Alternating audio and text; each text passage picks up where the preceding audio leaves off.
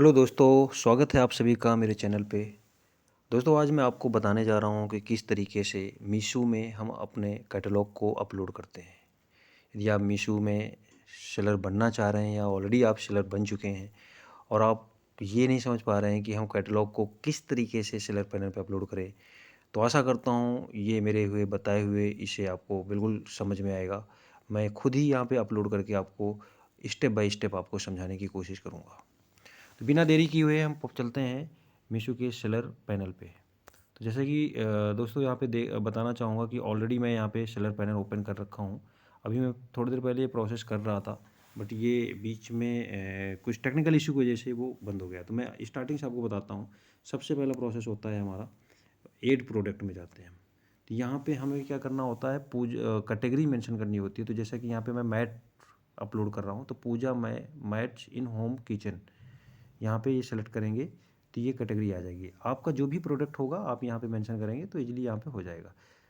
वहाँ पे वो कैटेगरी ऑटोमेटिक वो सिलेक्ट कर लेता है। आप प्रोडक्ट का नेम लिखेंगे ना तो कैटेगरी ऑटोमेटिक ही सिलेक्ट हो जाएगी।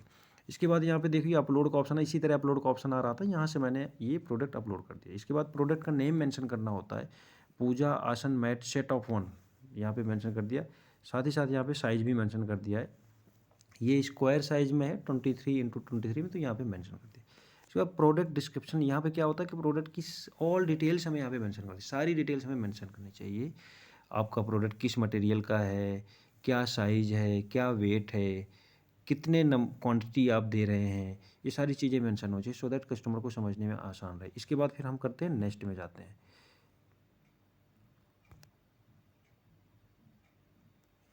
ज़्यादा हो गया, ये बेसिक में जाएंगे हम।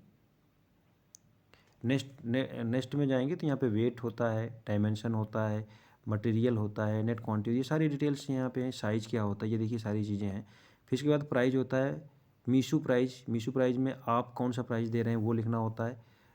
इसके बाद एमआरपी लिखनी होती है। तो जो यहाँ पे कमीशन आ जाता है कि आपको कट करके आपको कितना मिलेगा, यहाँ पे मेंशन हो जाता है। कस्टमर प्राइस, मीशो प्राइस, और यहाँ पे व्यू डिटेल्स आप यहाँ से देख सकते हैं। यहाँ पे मैं आपको दिखा देता हूँ, ये देखिए यहाँ पे मीशो प्राइस, यानी जो प्राइस जिस प्राइस में आप देना चाह रहे हैं, तो उसमें आपको आप पूरा नहीं मिलेगा। मीशो भी कुछ कमीशन लेता है, जैसे जीएसटी चार्ज और टीडीएस काट के ही देता है।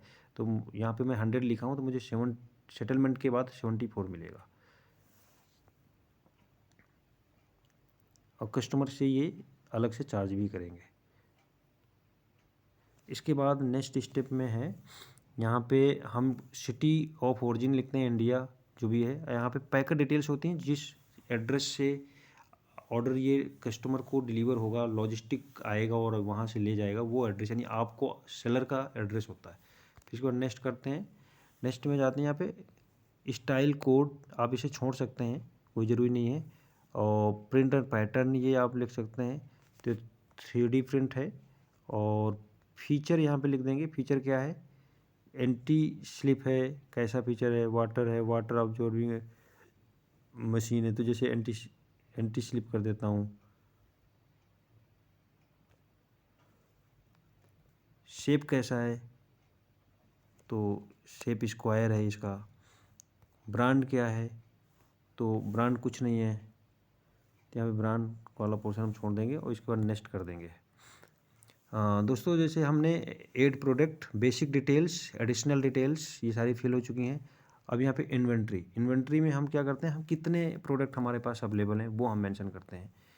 तो हम यहाँ पे इन्वेंट्री मेंशन कर देंगे। मान लीजिए हमारे पास 15 है तो हम 15 लिख दिए। SQID लिखेंगे, SQID होगी।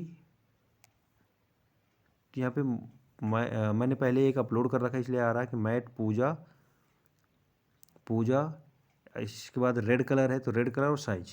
SQID क्या होती है, इसी से आपके प्रोडक्ट की पहचान होती है कि आपके कौन से प्रोडक्ट का ऑर्डर आया है, तो उसको एक यूनिक होना चाहिए। तो इसलिए मैट पूजा, रेड कलर है तो रेड कलर और साइज उसका 23 है, यहाँ पे ये सिलेक्ट कर लिया मैंने। अब ये रिव्यू के लिए चला जाएगा दोस्तों, अब ये रिव्यू के लिए चला जाएगा।